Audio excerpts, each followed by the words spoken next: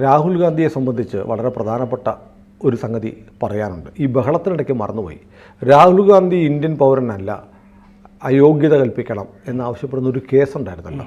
ആ കേസിൽ കേന്ദ്ര ആഭ്യന്തര മന്ത്രാലയത്തിന് പറയാനുള്ളത് ഡിസംബർ 19 പറയണമെന്നാണ് പറഞ്ഞിരുന്നത്. എല്ലാവരും മറന്നുപോയി.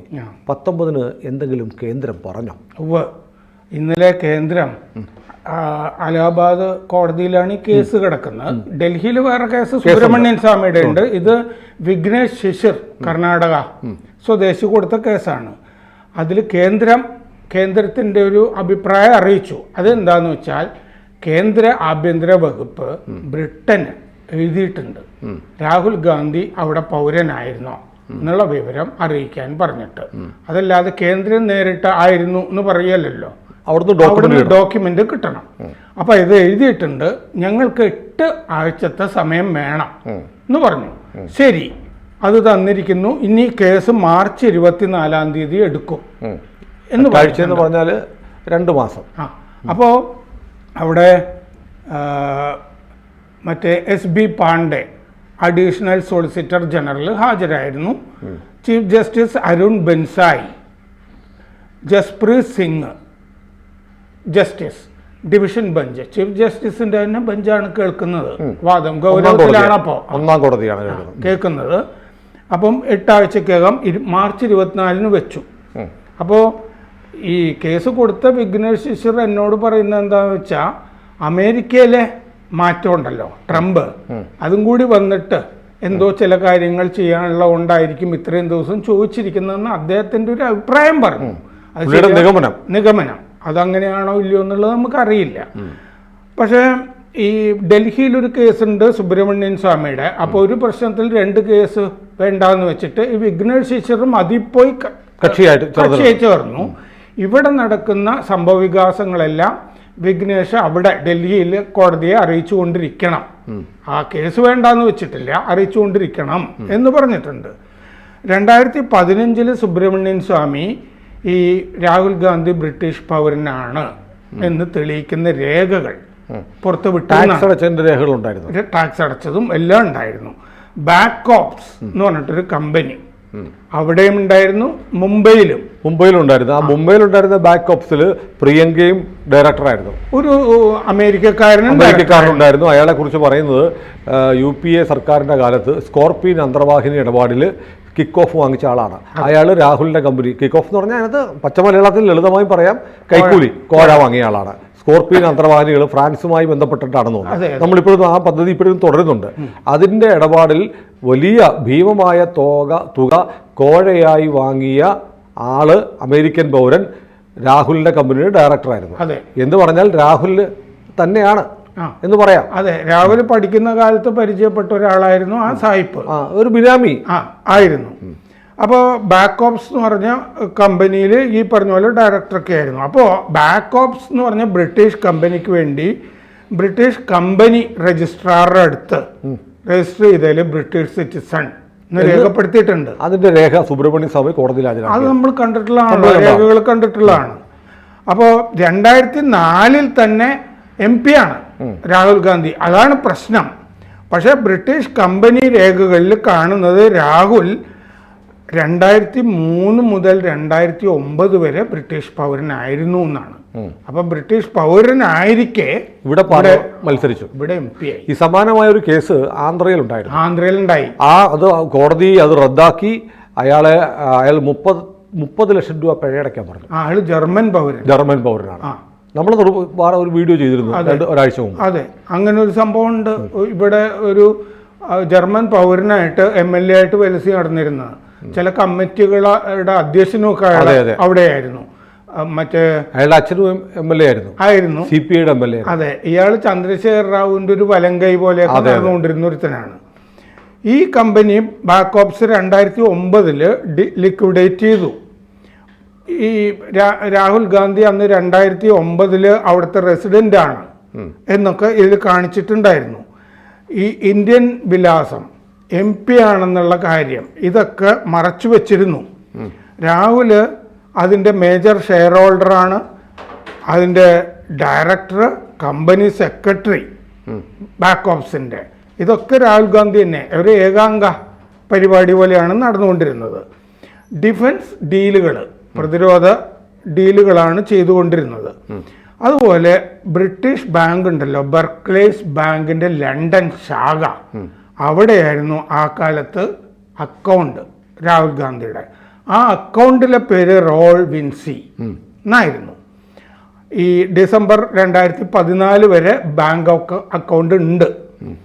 എംഫിൽ സർട്ടിഫിക്കറ്റിലും രാഹുൽ വിൻസി എന്നാണ് രാഹുൽ ഗാന്ധിയുടെ പേര്. അപ്പോൾ 2015 ഈ രേഖകൾ പരസ്യമായി കഴിഞ്ഞപ്പോൾ ലോക്സഭയുടെ എത്തിക്സ് കമ്മിറ്റി രാഹുൽ ഗാന്ധിക്ക് ഷോക്കോസ് നോട്ടീസ് അയച്ചു. കുറച്ച് പണിയൊക്കെ ഇവിടെ നടന്നിട്ടുണ്ട്. പക്ഷേ കമ്മിറ്റി അന്ന് അദ്വാനിയാണ് നേതൃത്വം നൽകിയിരുന്നത്. എത്തിക്സ് കമ്മിറ്റിക്ക് രാഹുൽ ഗാന്ധിക്ക് നോട്ടീസ് അയച്ചത്. അവരിതിൻ്റെ പിന്നാലെ പോയില്ല. അദ്വാനിയുടെ കമ്മിറ്റി ഇതിൻ്റെ പിന്നാലെ പോയില്ല. 2017 സുബ്രഹ്മണ്യൻ സ്വാമി ആഭ്യന്തര മന്ത്രാലയത്തിന് ഒരു പരാതി അയച്ചു. അപ്പോൾ ആഭ്യന്തര മന്ത്രാലയം 2019 ഏപ്രിലിൽ രാഹുൽ ഗാന്ധിക്ക് ഒരു ഷോക്കോസ് നോട്ടീസ് അയച്ചു. രാഹുൽ ഗാന്ധി എന്തു മറുപടിയാണ് ആഭ്യന്തര മന്ത്രാലയത്തിന് കൊടുത്തത് എന്നുള്ളത് നമുക്കറിയാം. മറുപടി കൊടുത്തിട്ടുണ്ടാവില്ല, ചിലപ്പോൾ ഉണ്ടായിരുന്നതായിരിക്കും. കാരണം രാജ്യത്തെ നിയമങ്ങളൊന്നും ഈ ബാധകമല്ല. 2019 ഏപ്രിൽ 29 ആഭ്യന്തര മന്ത്രാലയം രാഹുൽ ഗാന്ധിക്ക് എഴുതിയിരുന്നു. ആ വിവരമുണ്ട്. ഇതിൻ്റെ വസ്തുതാപരമായ സംഭവങ്ങൾ, ഫാക്ച്വൽ പൊസിഷൻ അത് അറിയിക്കാൻ പറഞ്ഞിട്ട് എഴുതിയിരുന്നു. 2 ആഴ്ചക്കകം ആ വിവരം അറിയിക്കണമെന്ന് 2019 ഏപ്രിൽ 29 ആഭ്യന്തര മന്ത്രാലയം പറഞ്ഞിരുന്നു. അപ്പോൾ 5 കൊല്ലം കഴിഞ്ഞിട്ടും ഈ കത്ത് ആഭ്യന്തര മന്ത്രാലയം കൊടുത്തിട്ടും ആഭ്യന്തര മന്ത്രാലയത്തിൽ നിന്ന് വ്യക്തതയില്ല എന്ന് സുബ്രഹ്മണ്യൻ സ്വാമി ഡൽഹിയിൽ കൊടുത്ത കേസിൽ പറഞ്ഞിട്ടുണ്ട്. എന്ത് തീരുമാനമാണ് ആഭ്യന്തര മന്ത്രാലയം ഇതിലെടുത്തത് എന്നുള്ളത് വിവരമില്ല. സ്വാമി പലതവണ കത്തും ആഭ്യന്തര മന്ത്രാലയത്തിൽ അയച്ചിരുന്നു, വിവരമൊന്നും കിട്ടിയിട്ടില്ല. ഇനിയിപ്പോൾ പൊസിഷൻ കുറച്ചുകൂടി വ്യക്തത വരികയാണ് ഇതിൻ്റെ അകത്ത്. അല്ല, ഇപ്പോൾ ഞാനൊരു സംശയം ചോദിക്കട്ടെ. ഇങ്ങനെ ഗവൺമെൻറ് ഓഫ് ഇന്ത്യ ഒഫീഷ്യലി ഇങ്ങനെ ഒരു നോട്ടീസ് അല്ലെങ്കിൽ ഒരു ക്വറി UK നടത്തി, അതിന് അവർ മറുപടി തരാൻ ബാധ്യസ്ഥരാണോ? അവർ സാധാരണഗതിയിൽ നയതന്ത്ര ബന്ധം മര്യാദക്കൊക്കെ ആണെങ്കിൽ ശരിയാണ്, ഇങ്ങനെ ഒരാൾ ഇവിടെ പൗരനായിരുന്നു എന്ന് പറഞ്ഞു ഒരു കേസിന് വേണ്ടി നമ്മൾ ചോദിച്ചാലും അത് തരണമല്ലോ. അവിടുന്ന് മര്യാദയാണ്. അവിടുത്തെ പിന്നെ ഹൈക്കമ്മീഷണർ ഒക്കെ പോയി പണിയെടുക്കുകയൊക്കെ വേണം അതിനു വേണ്ടി. നമ്മുടെ ഭാഗത്തു നിന്ന് വളരെ സീരിയസ് ആയിട്ടുള്ള എഫേർട്ട് ഉണ്ടാവണം. എഫർട്ട് ഇപ്പൊ തുടങ്ങിയിരിക്കുന്നു എന്ന് എനിക്കൊരു ചലനം ഉണ്ടായിരുന്നു തോന്നുന്നു. അപ്പോഴും സംശയം, ഈ കേസ് വരുന്നതുവരെ എത്ര കാലമാണ് ഇതിന്റെ മേൽ കേന്ദ്ര ആഭ്യന്തര മന്ത്രാലയം അടയിരുന്നത്? 10 വർഷം പൂർത്തിയായില്ലേ? മുമ്പ് ഞാൻ ഒരു കാര്യം പറഞ്ഞിട്ടുണ്ടല്ലോ, അതായത് മറ്റേ അടിയന്തരാവസ്ഥ കാലത്ത് ഇപ്പോൾ ഷെയ്ഖ് ഹസീനയ്ക്കെതിരെ 100-150 കേസ് എടുത്തിട്ടില്ലേ ബംഗ്ലാദേശിൽ?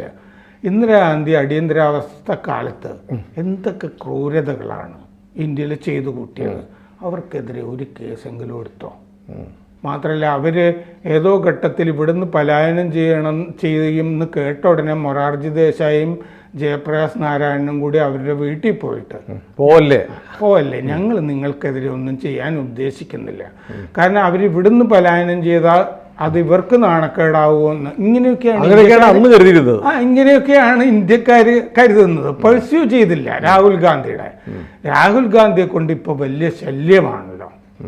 ഈ കഴിഞ്ഞ ദിവസം ലോക്സഭയിലൊക്കെ നടന്ന കാര്യങ്ങൾ, പാർലമെന്റിന് പുറത്ത് നടന്ന കാര്യങ്ങളിൽ നിന്നൊക്കെ എന്താണ് DNA ആർക്കും തൊടാൻ കഴിയാത്ത എല്ലാ നിയമങ്ങൾക്കും മുകളിലാണ് താനെന്ന ഒരു ബോധം ഈ മനുഷ്യനെ വല്ലാതെ ബാധിച്ചിട്ടുണ്ട്. അതുകൊണ്ട് ഇത്തരം കാര്യങ്ങൾ ഇപ്പോൾ FIR ഒക്കെ ഉണ്ടല്ലോ വേറെ കാര്യങ്ങളിൽ, ഇനി ഈ കേസിലും കൂടി വളരെ ഗൗരവമായിട്ട് എന്തിനാണ് ഈ കുടുംബത്തിനെ ദ്രോഹിക്കുന്നതെന്നൊക്കെ സാധാരണഗതിയിൽ നമ്മൾ വിചാരിക്കുന്ന പോലെ വിചാരിച്ച് കുറെ കാലം പോയി, കുറെ വർഷങ്ങൾ പോയി. സുബ്രഹ്മണ്യൻ സ്വാമി തന്നെ 2019 വരെയുള്ള കഥ പറഞ്ഞു. 5 കൊല്ലവും വെറുതെ ഇരിക്കുകയായിരുന്നു. വ്യക്തത വരുത്തണമല്ലോ, കോടതിയിൽ ഒരു മറുപടിയെങ്കിലും കൊടുക്കണ്ടേ, ആഭ്യന്തര വകുപ്പ് പറയണ്ടേ ഇയാളുടെ കയ്യിൽ നിന്ന് ഇന്ന മറുപടി കിട്ടി, ഇല്ലെങ്കിൽ ഇയാൾ മറുപടി തന്നില്ല. നമ്മളാണെങ്കിൽ മറുപടി കൊടുക്കണ്ടേ ഉടനെ. ഇയാൾ മറുപടി കൊടുത്തിട്ടില്ല എന്ന് തോന്നുന്നു, അല്ലെങ്കിൽ ആഭ്യന്തര വകുപ്പ് കോടതിയിൽ ഹാജരാക്കിയനല്ലോ ഇങ്ങനെ ഒരു സാധനം കിട്ടിയിട്ടുണ്ട് എന്ന്. ഇപ്പൊ എന്തായാലും അഡീഷണൽ സോളിസിറ്റർ ജനറൽ സ്ഥിരമായിട്ട് ഹാജരാകുന്നുണ്ട് അവധിക്കുമൊക്കെ. കേസ് ഇത്തിരി സീരിയസ് ആയിട്ട് നോക്കുന്നുണ്ടെന്ന് മാത്രമല്ല, ഇനിയിപ്പോൾ 4 ആഴ്ച എന്ന് പറയുന്നത് 4 ആഴ്ചക്കകം അവർ തരും, UK നിന്ന് കിട്ടും, മറുപടി കിട്ടും എന്നുള്ള ഒരു പ്രതീക്ഷയിലാണ്. കിട്ടിയില്ലെങ്കിലും നീണ്ടുപോകാനും സാധ്യതയുണ്ട്. അതുണ്ട്. നമ്മൾ ഈ പല കേസുകളുടെയും കാര്യം പറയുമ്പോൾ ലാവ്ലിൻ കേസ് നോക്കൂ, എത്ര പ്രാവശ്യം എത്രമാത്രം രാഷ്ട്രീയ പ്രാധാന്യമുള്ളൊരു കേസാണ്. BJP സർക്കാർ ഭരിക്കുകയും കൂടെ ചെയ്തിട്ടും നിരന്തരം അതിൻ്റെ പേരിൽ കേരളത്തിൽ CPM BJP ഒരു അവിശുദ്ധ ബന്ധമുണ്ടെന്നുള്ള ആക്ഷേപം നിരന്തരം ഉണ്ടാവുകയും കേരളത്തിലെ BJP നേതാക്കന്മാർക്ക് അതിന് മറുപടി പറയാൻ ഫലപ്രദമായി കഴിയാത്ത സാഹചര്യം പലവട്ടം ഉണ്ടാവുകയും ചെയ്തിട്ടും ഒന്നും നടക്കുന്നില്ല. അതെ, പക്ഷെ ഈ കേസിൽ അവധി വെക്കുന്ന ദിവസമൊക്കെ എന്തെങ്കിലും മറുപടി കിട്ടുന്നുണ്ട്. ആഭ്യന്തര വകുപ്പ് എന്താണ് ഇതിലെടുത്തത് എന്ന് കോടതി ചോദിച്ചിട്ടുണ്ട്. അപ്പൊ ആഭ്യന്തര വകുപ്പിന്റെ മുമ്പിൽ ഇപ്പൊ ചോദ്യങ്ങൾ ഉയർന്നിരിക്കുന്നു, മറുപടിയും കൊടുക്കുന്നുണ്ട്. ബ്രിട്ടൻ എഴുതിയിട്ടുണ്ടല്ലോ എന്തായാലും. അതിന് മറുപടി കിട്ടിയില്ല എങ്കിൽ അപ്പൊ നോക്കാം. ബ്രിട്ടനിൽ നിന്ന് ഈ രേഖകൾ കിട്ടാൻ വലിയ പ്രയാസം ഉണ്ടാവും. ഏതായാലും ഇനി 8 ആഴ്ചയോടെ കാത്തിരിക്കാനാണ് കേന്ദ്രം പറയുന്നത്. നമുക്ക് ഒന്ന് കാത്തിരുന്ന് നോക്കാം. അതെ, കൂടുതൽ വാർത്തകളും വിശേഷങ്ങളും നിങ്ങളിലേക്ക് എത്താൻ ABC മലയാളം സബ്സ്ക്രൈബ് ചെയ്യുക, ബെൽ ബട്ടണും അമർത്തുക.